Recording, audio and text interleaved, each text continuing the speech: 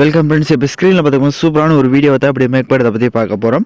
Video வந்து skip பண்ணாமல் பாருங்கள். சேனலுக்கு ஃபஸ்ட் டைம் வந்திருக்கீங்கன்னா சேனலை சப்ஸ்கிரைப் பண்ணிவிட்டு வீடியோக்கும் ஒரு லைக் பண்ணிக்கோங்க. இப்போ வீடியோக்குள்ளே போகலாம்.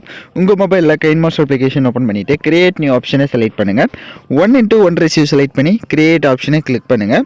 லெஃப்ட் சைடு மேலே இமேஜ் அசட் ஆப்ஷனை செலக்ட் பண்ணிவிட்டு பேக்ரவுண்ட் பிளாக் கலர் செலக்ட் பண்ணுங்கள்.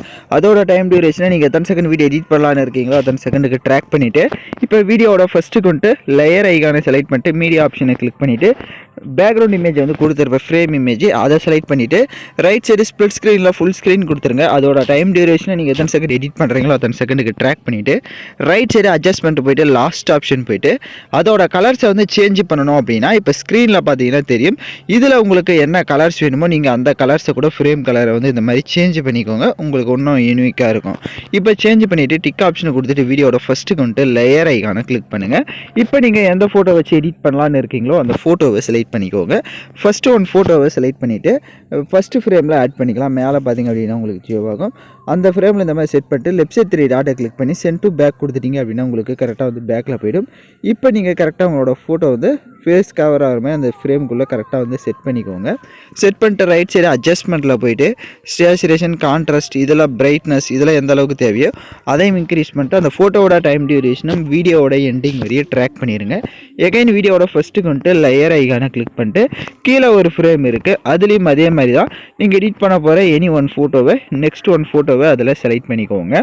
இப்போ எகைன் ஒன் ஃபோட்டோவை செலக்ட் பண்ணிவிட்டு லெஃப்ட் சைட் 3 டாட்டை கிளிக் பண்ணி சென்ட் டு பேக்வேர்டு கொடுத்துட்டு இப்போ கரெக்டாக வந்து எகைன் அந்த ஃப்ரேம்குள்ளே உங்களோட ஃபோட்டோ வந்து ஷோ ஆகிற மாதிரி நீங்கள் வந்து செட் பண்ணிக்கோங்க. இப்போ ஸ்க்ரீனில் பார்த்தீங்கன்னா தெரியும். இல்லை அப்படின்னா ரைட் சைடே கிராப்பிங் ஆப்ஷனில் போய்ட்டு உங்களோட ஃபோட்டோ வந்து எந்த அளவுக்கு தேவையோ அந்த அளவுக்கு கிராப் பண்ணி கூட அந்த ஃப்ரேம்குள்ளே செட் பண்ணிவிட்டு அந்த ஃபோட்டோவோட டைம் டியூரேஷனும் எண்டிங் வரையே ட்ராக் பண்ணிக்கோங்க. எகைன் வீடியோட ஃபஸ்ட்டு கொண்டு லேயர் ஐகானை கிளிக் பண்ணுங்கள். உங்களுக்கு ஃப்ளவர் இமேஜ் வந்து கொடுத்துருப்பேன். அந்த இமேஜை செலக்ட் பண்ணிட்டு ஸ்ப்ளிட் ஸ்க்ரீனில் ஃபுல் ஸ்க்ரீன் கொடுத்துருங்க. அதோட டைம் டியூரேஷனும் எண்டிங் வரையே ட்ராக் பண்ணிடுங்க. எகைன் வீடியோட ஃபஸ்ட்டு கொண்டு லேயர் ஐகானை செலக்ட் பண்ணிட்டு ஹார்ட் எஃபெக்ட் வீடியோவும் கொடுத்துருப்பேன். அந்த வீடியோவை செலக்ட் பண்ணிக்கோங்க. செலக்ட் பண்ணிட்டு அதில் இருக்க ஆடியோவை மியூட் பண்ணுங்கள். அப்படியே பேக்கில் வந்துட்டு ஸ்ப்ளிட் ஸ்க்ரீனில் ஃபுல் ஸ்க்ரீன் கொடுத்துருங்க. எகைன் பேக்கில் வந்துட்டு கீழே பிளண்டிங் ஆப்ஷனில் ஸ்க்ரீன் ஆப்ஷனை கொடுத்துருங்க.